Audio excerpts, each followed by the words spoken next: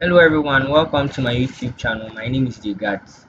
Today I'll be doing a video on CSS attribute selectors. And with what attribute selectors are, they are a group of selectors that allows one to style according to their attribute and its attribute value. So with our first type of attribute selectors, we are going to start off with the start with attribute selector. With this attribute selector, it has or uses the caret sign. It is positioned between the attribute and the equal to sign. So here what it's basically trying to say is that if you have this type of attribute selector, it will be used to target the beginning of the attribute value. So here basically what it's trying to say is that when there is an element which is having a beginning of HTTPS, it should be styled with color green and it should have a font with bold. So as you can see, our elements here, we have an attribute starting with HTTP. Now we move on to the next type of attribute selectors called the word match attribute selector. For this attribute selector, we will be having this example to explain what it actually means. So we have this div element which has an attribute class, and you can see the title symbol between the class and the equal to sign. What it's trying to mean is that it will target a word of a space separated list.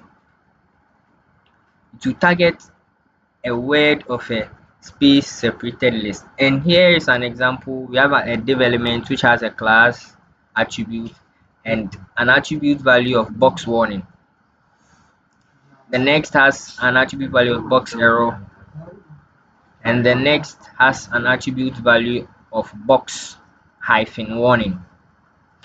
And remember, in our example, we targeted the attribute value to be warning. So it will check and find which one has the word warning and style it. So let us ps, and the second one has an attribute value starting with http. So when we render this right now, we are going to have a result, and basically the first element which has the targeted attribute value https was colored green and has a font width of bold. So if perhaps I am to change the targeted attribute value to http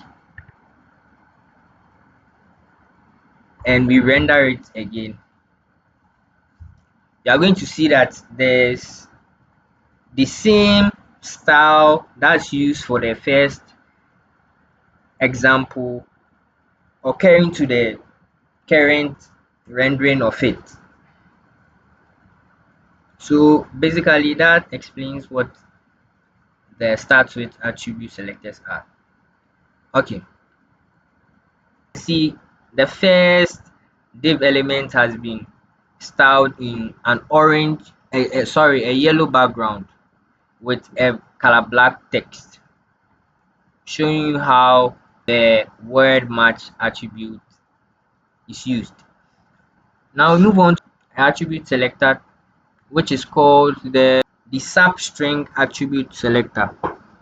Now this attribute selector, it uses the asterisk sign, and it is found between the attribute and the equal to sign.